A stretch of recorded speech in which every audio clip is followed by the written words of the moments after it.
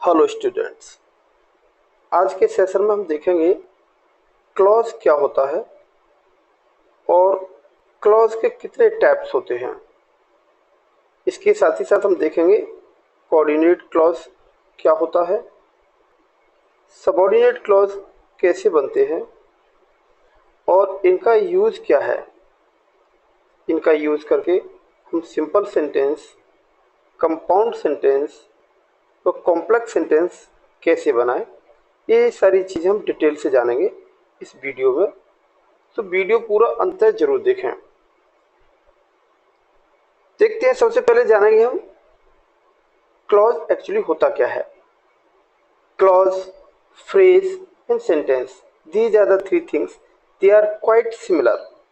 इनमें काफ़ी समानता है। जब तक आप क्लॉज को सीखने से पहले सेंटेंस, फ्रेज और क्लॉज इन तीनों के अंतर को नहीं जानेंगे, तब तक आप क्लॉज को ठीक से नहीं समझ पाएंगे। तो सबसे पहले हम देखेंगे कि एक्चुअली सेंटेंस क्या होता है, फ्रेज क्या होता है और क्लॉज क्या होता है। इनके अंतर को जानेंगे। उसके बाद हम क्लॉज के टाइप्स को सीखेंगे और फिर आगे हम कोऑर्डिनेट, सबऑर्डिनेट क्लॉज का यूज करते हुए सिंपल सेंटेंस, कॉम्प्लेक्स सेंटेंस और कंपाउंड सेंटेंस को भी सीखेंगे।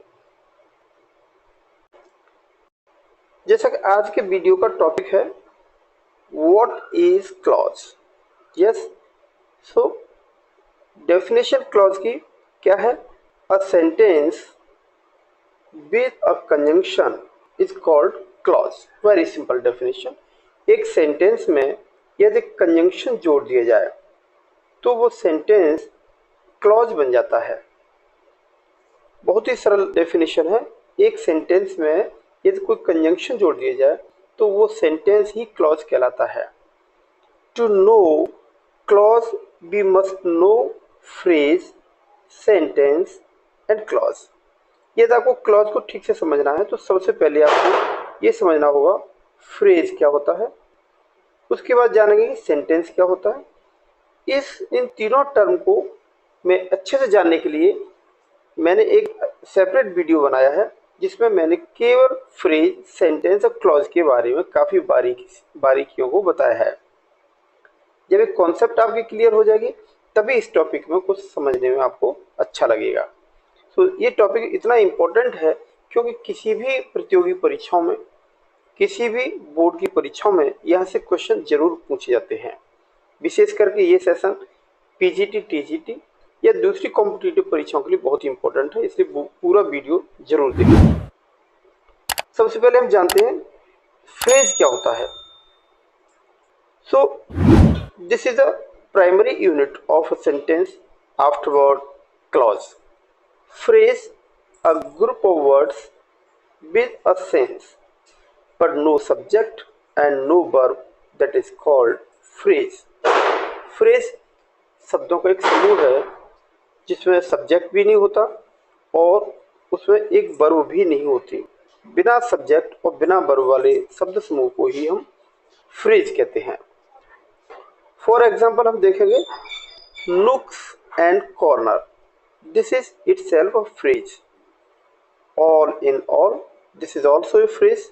To and fro, this is also a phrase. And you can see by leaps and bounds, this is also a phrase.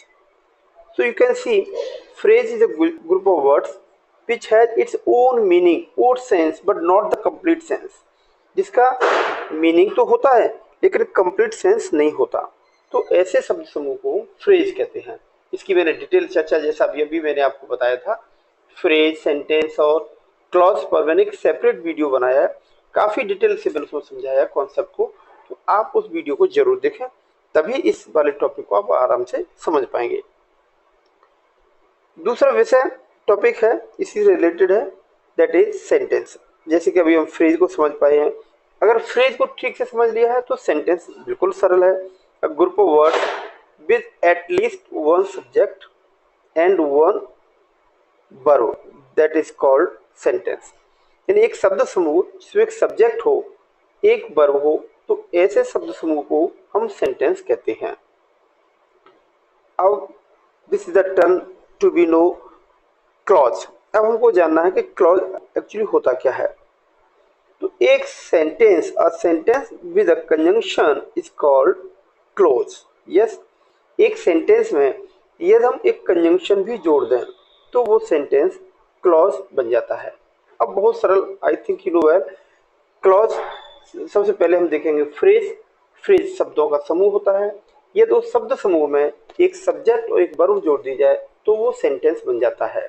और उसी sentence में यदि कंजंक्शन भी जोड़ दें तो वो सेंटेंस क्लॉज बन जाता है। हिंदी में इसको उपवाक्य कहते हैं। तो इस प्रकार से हमने इन टर्म को अच्छे से समझ लिया है।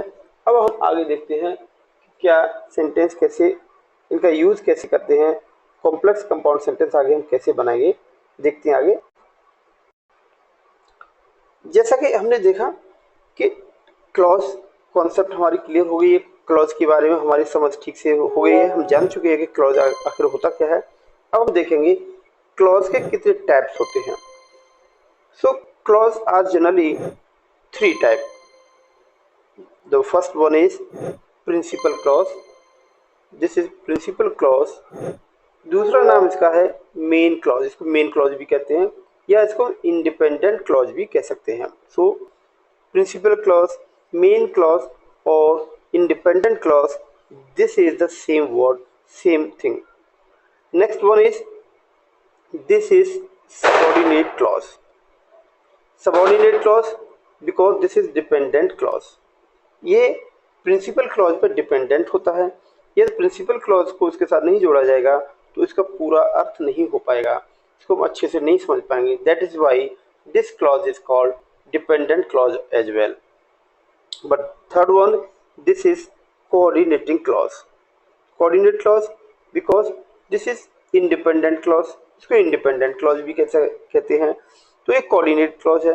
Actually subordinate clause, coordinate clause ये होते कैसे हैं? किसी भी सेंटेंस में ये हम coordinating conjunction का यूज कर लें तो वो वाला क्लॉज coordinate clause हो जाएगा। ये सबॉर्डिनेटिंग कंजंक्शन का यूज करें तो वो क्लॉज यानी वो सेंटेंस सबॉर्डिनेटिंग क्लॉज बन जाएगा। सबसे पहले हम देखेंगे प्रिंसिपल क्लॉज आखिर कैसा होता है, उसका नाम प्रिंसिपल क्लॉज क्यों रखा, यानी इसको मेन क्लॉज या इंडिपेंडेंट क्लॉज भी क्यों कहते हैं। Principal clause, this clause is independent for it has its a complete meaning. Yes, क्यों है इंडिपेंडेंट क्लॉज, क्यों इसको प्रिंसिपल क्लॉज कहते हैं? क्योंकि इसमें किसी दूसरे क्लॉज की जोड़ने की कोई आवश्यकता नहीं होती, इसका अपना कंप्लीट मीनिंग होता है। जब हम देखते हैं कि ये सबऑर्डिनेट क्लॉज में प्रिंसिपल क्लॉज नहीं जोड़ा जाए तो फिर उस क्लॉज का कोई मीनिंग नहीं हो पाएगा, वो मीनिंगलेस बन जाएगा। लेकिन प्रिंसिपल क्लॉज के साथ यदि उसमें कोई दूसरा क्लॉज नहीं भी जोड़ा जाएगा तब भी वो सेंटेंस, वो क्लॉज अपने आप में मीनिंगफुल होगा। फॉर एग्जाम्पल हम देखते हैं, Rohit was the monitor of the class. This is principal clause.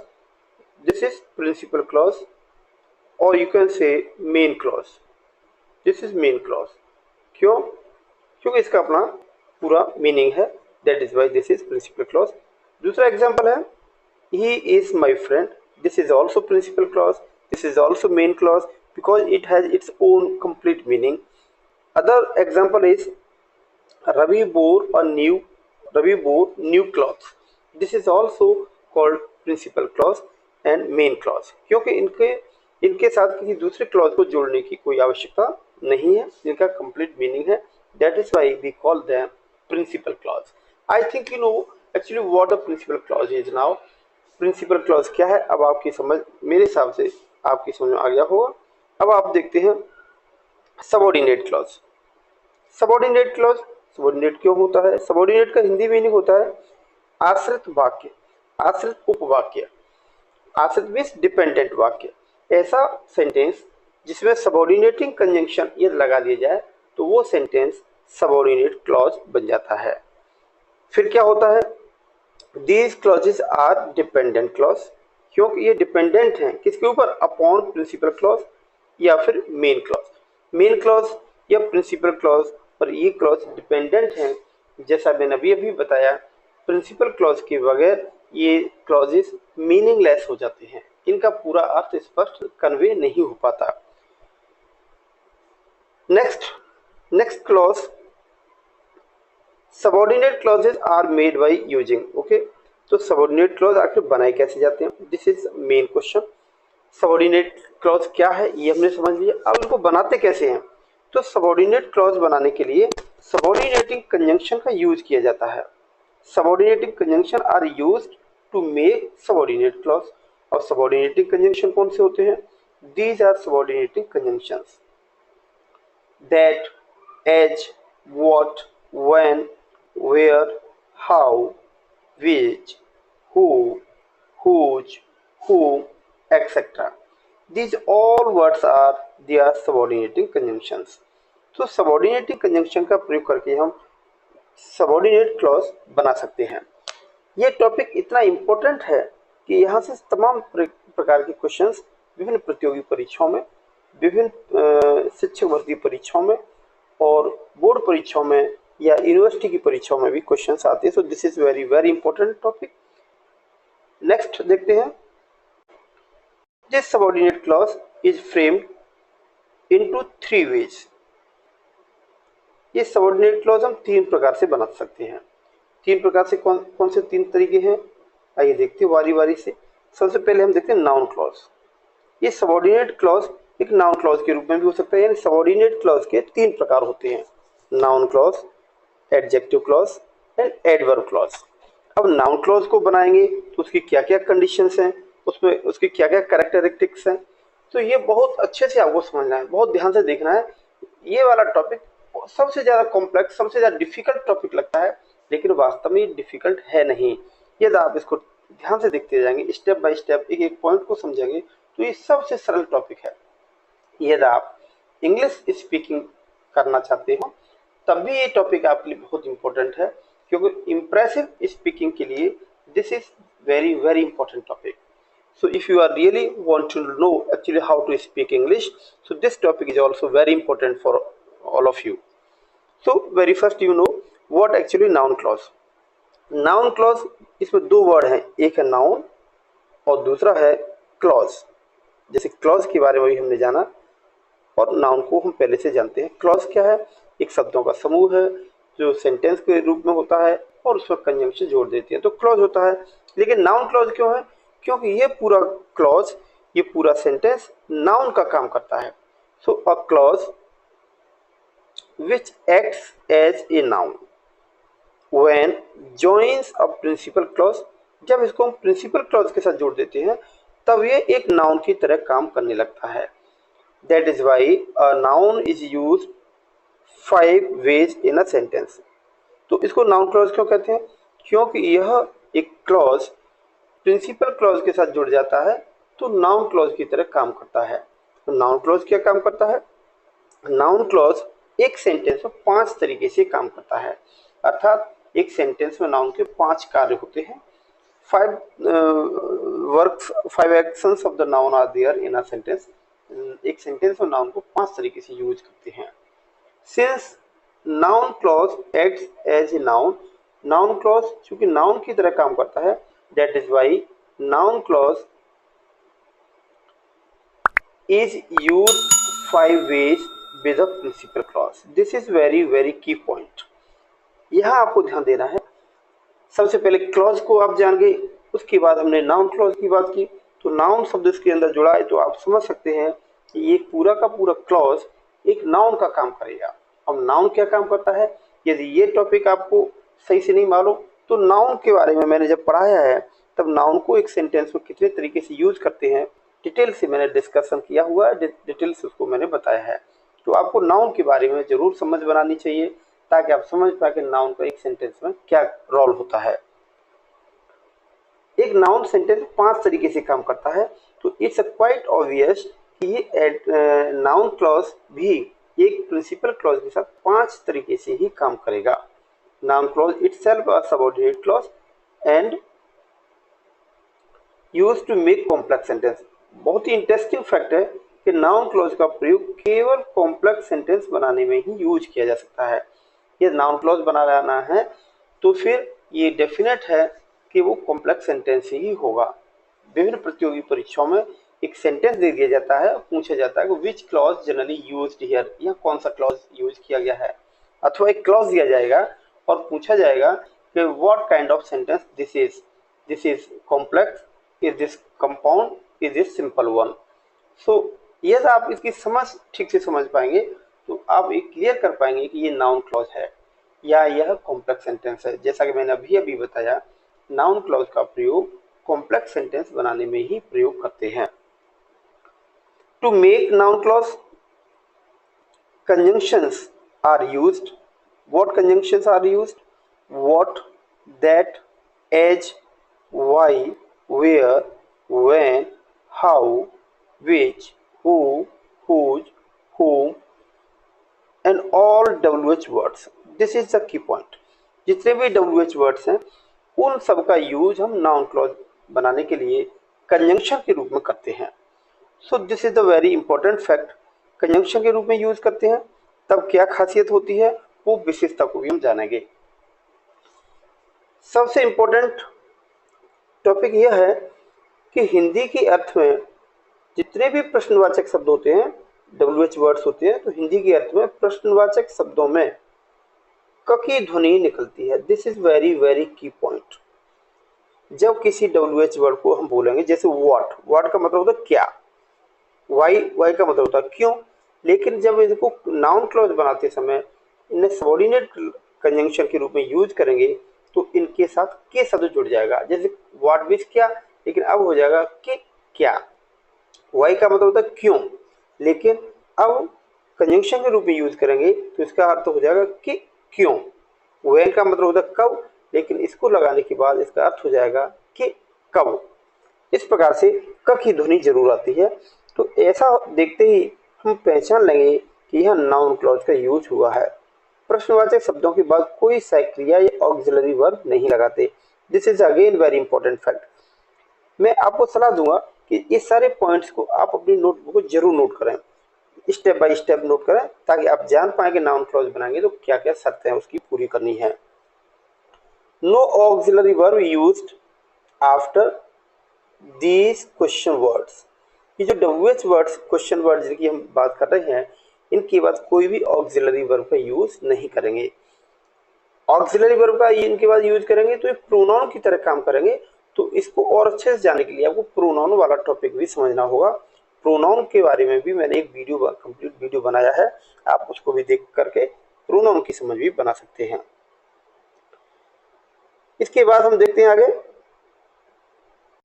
This is adjective clause. This kind of clause is used as an adjective. Very simple. एक clause जिसकी अभी हम बात कर रहे थे, और I think you know well what actually clause is. clause के बारे में आप अच्छे समझ चुके हैं। तो उस clause का प्रयोग अब adjective के रूप में होगा। That is why this is called adjective clause. Adjective clause। अब adjective क्या काम करता है, एडजेक्टिव के बारे में बेसिक इन्फॉर्मेशन यदि आपको नहीं है, यदि आप नहीं जानते एडजेक्टिव क्या है, तो एडजेक्टिव के बारे में भी मैंने एक कंप्लीट वीडियो बनाया है। एडजेक्टिव क्या है, कितने प्रकार के होते हैं, इनके क्या रोल होता है एक सेंटेंस में, वो मैंने डिटेल से समझाया है। आप उस वीडियो को देख करके भी एडजेक्टिव के बारे में समझ सकते हैं। तो यदि आप एडजेक्टिव की बेसिक इन्फॉर्मेशन रखते हैं तो एक सेंटेंस में जो काम एडजेक्टिव का होता है वही काम एडजेक्टिव क्लॉज प्रिंसिपल क्लॉज के साथ करता है। एडजेक्टिव क्या करता है, किसी नाउन की विशेषता बताता है। यहाँ एडजेक्टिव क्लॉज प्रिंसिपल क्लॉज के किसी नाउन और प्रोनाउन की विशेषता बताएगा। That is why we call this one is adjective clause. Adjective clause is used to make complex sentence. जैसा कि अभी हम बात कर रहे थे, नाउन क्लॉज का प्रयोग भी कॉम्प्लेक्स सेंटेंस बनाने में करते हैं। इसी प्रकार से adjective clause is also used to make complex sentence only. Adjective clause का यूज अगर है तो no doubt this is complex sentence, तो वो कॉम्प्लेक्स सेंटेंस ही होगा। तो कॉम्प्लेक्स सेंटेंस बनाने में हम एडजेक्टिव क्लॉज का प्रयोग करते हैं, ये बात भी आपको जान लेनी चाहिए। This adjective clause is used after the noun. Very important thing, this adjective clause is generally used after the noun of which quality is shown a description is done. Very important fact. Principal clause के साथ जो noun का use हुआ है, यदि उस noun की विशेषता दूसरे किसी क्लॉज के द्वारा बताई जाती है तो उस क्लॉज को एडजेक्टिव क्लॉज में बदल देते हैं। उस एडजेक्टिव क्लॉज को उस नाउन के तुरंत बाद लगाते हैं जिसकी विशेषता बताई जाती है या जिसके बारे में कुछ डिस्क्रिप्शन किया जाता है। जैसा कि हमने एडजेक्टिव के बारे में पढ़ा था कि एडजेक्टिव का प्रयोग नाउन के पहले करते हैं, लेकिन एडजेक्टिवल फ्रेज का प्रयोग नाउन के बाद करते हैं। यहाँ वही बात हम दोहराएंगे, एडजेक्टिव क्लॉज का प्रयोग उस नाउन के ठीक बाद में करते हैं जो प्रिंसिपल क्लॉज के साथ यूज हुआ हो और उसी के तुरंत बाद इसका हम यूज करते हैं। दूसरी इंपॉर्टेंट बात यह है, हिंदी मीनिंग में इसमें ज की ध्वनि आती है। किसकी ध्वनि आती है? ज की। जबकि नाउन क्लॉज में क ध्वनि आती है। जैसे कि अभी हमने वाट का मतलब होता है क्या, लेकिन नाउन क्लॉज के रूप में यूज करेंगे तो उसका अर्थ हो जाएगा कि क्या, लेकिन एडजेक्टिव क्लॉज में इसका यूज करेंगे तो अर्थ हो जाएगा जो। विच का मतलब होता है कौन सी, यदि नाउन क्लॉज के रूप में यूज करेंगे तो कि कौन सी हो जाएगा, लेकिन एडजेक्टिव क्लॉज में यूज करेंगे तो इसका अर्थ हो जाएगा जो। इसी प्रकार से जितने भी WH वर्ड्स हैं उन सब के साथ ज की ध्वनि जुड़ जाती है, तो हम समझ जाते हैं कि यहाँ एडजेक्टिव क्लॉज का यूज किया जाना है। To make adjective clause where, when, why, which, who, whom, whose, that are used. All the WH words they are used to make adjective clause. Next important thing that is adverb clause. This is also very important. Adverb clause जैसा कि इसके साथ जुड़ा हुआ है adverb and clause. Two words are there. तो clause आप अच्छे से जान ही चुके हैं। Again this is adverb. तो adverb एक्चुअली क्या काम करता है? यदि आप एडवर्ब के बारे में बेसिक इन्फॉर्मेशन नहीं रखते तो एडवर्ब पर भी मैंने एक सेपरेट वीडियो बनाया है, उसको जान करके उसको देखने के बाद आप एडवर्ब की समझ बना लें ताकि जान पाएंगे actually what adverb does in a sentence. Sentence में एडवर्ब का क्या रोल है। एडवर्ब क्लॉज क्या करता है?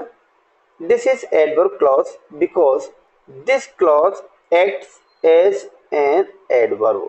इसका नाम एडवर्ब क्लॉज क्यों रखा गया? क्योंकि यह पूरा का पूरा क्लॉज एक सेंटेंस के साथ जोड़ करके, प्रिंसिपल क्लॉज के साथ जोड़ करके एक एडवर्ब का काम करता है। Question again raises what actually adverb does in a sentence. Sentence में एडवर्ब का रोल क्या है, क्या काम करती है? तो this shows quality of all the part of speech. All the part of speech means all the part of speech except noun and pronoun, अर्थात नाउन प्रोनाउन को छोड़कर ये सभी पार्ट ऑफ स्पीच की विशेषता बताती है। That is why we call adverb और use this clause, this is called adverb clause. जिस प्रकार से एडजेक्टिव एक सेंटेंस में नाउन और प्रोनाउन की विशेषता बताता है, इसी प्रकार से एडवर्ब नाउन और प्रोनाउन को छोड़कर पूरे पार्ट ऑफ स्पीच के जितने भी पार्ट्स ऑफ स्पीच के पार्ट्स होते हैं सबकी विशेषता बताती है। That is why we call adverb. अब ये पूरा क्लॉज एडवर्ब का काम करेगा तो इसको हम एडवर्ब क्लॉज कहते हैं। This adverb clause is used to make complex sentence. Again the same thing. तो noun clause, adjective clause and adverb clause इनका प्रयोग कॉम्प्लेक्स सेंटेंस बनाने में ही किया जाता है। और एडवर्ब कॉम्प्लेक्स सेंटेंस बनाने में ही किया जाता है। तो एडवर्ब का एक्चुअल में क्या यूजेस है, एडवर्ब क्लॉज कितने प्रकार से बनाए जा सकते हैं, जितने यूज एडवर्ब के एक सेंटेंस में हो सकते हैं उतने ही तरीके का एडवर्ब क्लॉज बनाया जा सकता है। This is the secret. ये वाला टॉपिक बहुत लेंथी टॉपिक है।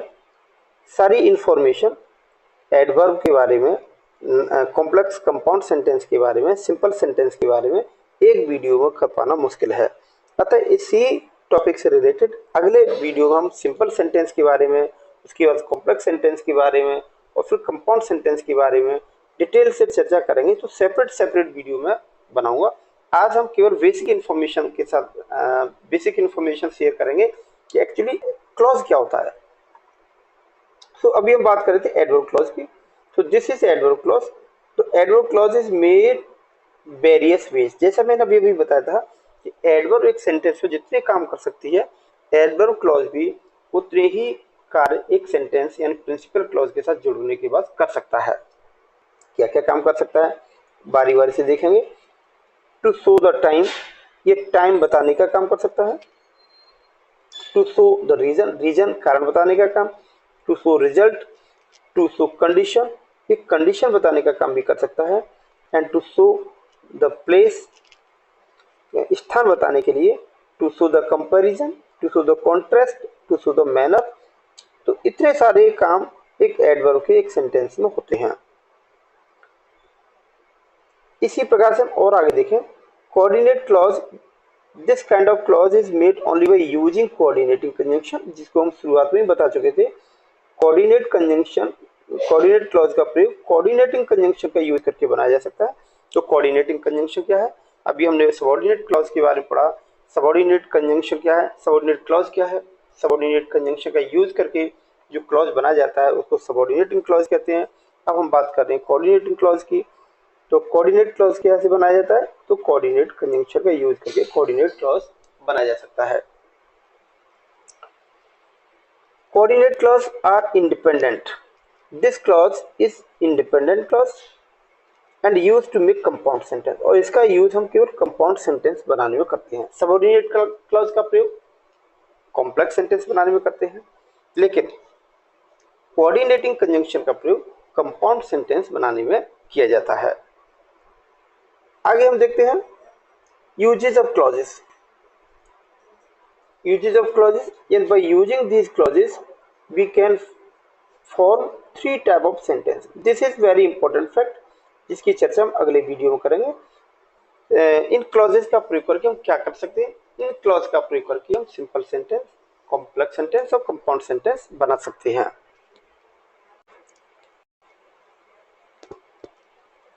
इन क्लॉजेस का यूज करके सिंपल सेंटेंस बनाया जा सकता है, जैसा कि अभी बताया मैंने, कॉम्प्लेक्स सेंटेंस बनाया जा सकता है और कंपाउंड सेंटेंस बनाया जा सकता है। इस प्रकार से आज के वीडियो में हम केवल इतना ही, क्योंकि वीडियो काफ़ी लेंथी हो जाएगा। आज बेसिक इन्फॉर्मेशन दी है, अगले वीडियो में हम सिंपल सेंटेंस सबसे पहले समझाएंगे, उसके बाद कॉम्प्लेक्स सेंटेंस और उसके बाद हम कंपाउंड सेंटेंस को बारी बारी से देखेंगे। इसके बाद एक कंबाइंड एक्सरसाइज होगी जो विभिन्न प्रतियोगी परीक्षाओं में विगत वर्षों में पूछे गए सवाल होंगे, जिनको हम अच्छे से एनालिसिस करेंगे और जानेंगे कि किस सेंटेंस में किस प्रकार के क्लॉज का यूज किया गया है। ये आपको ये चैनल पे ये इन्फॉर्मेशन ठीक लगी हो, यूजफुल इन्फॉर्मेशन यदि आपको लगी है, तो आप इस वीडियो को अपने मित्रों के साथ शेयर करें, चैनल को सब्सक्राइब करें और अपना कमेंट जरूर मुझे बताएं, ताकि मैं जान पाऊँ कि आपकी क्या रिक्वायरमेंट है और आप किस प्रकार के वीडियो से बनवाना चाहते हैं। इसके साथ ही साथ इसी चैनल पर मैंने इंग्लिश स्पीकिंग कोर्स भी लॉन्च किया हुआ है, जिसमें अल्टरनेट डे एक वीडियो विभिन्न प्रकार के ग्रामेटिकल मेथड को यूज करते हुए बताया जाता है। तो इस प्रकार से यदि आप उससे उस प्रोग्राम को भी देखते हैं, उसमें भी अगर आप शामिल पार्टिसिपेट करते हैं, तो ग्रामर की समझ आपकी अच्छे से हो जाएगी। साथ ही साथ टीजीटी, पीजीटी और टीचर शिक्षक भर्ती के लिए इंग्लिश रिलेटेड जितना भी मटेरियल अवेलेबल, जितनी मटेरियल की आवश्यकता होती है, वो सारा मटेरियल इस चैनल पर अवेलेबल है। लिटरेचर के कई सारे वीडियोस मैंने बनाए हुए हैं, आप उनको भी देख सकते हैं। So I think this video is very informative for you. So keep watching, stay motivated. Thank you for watching.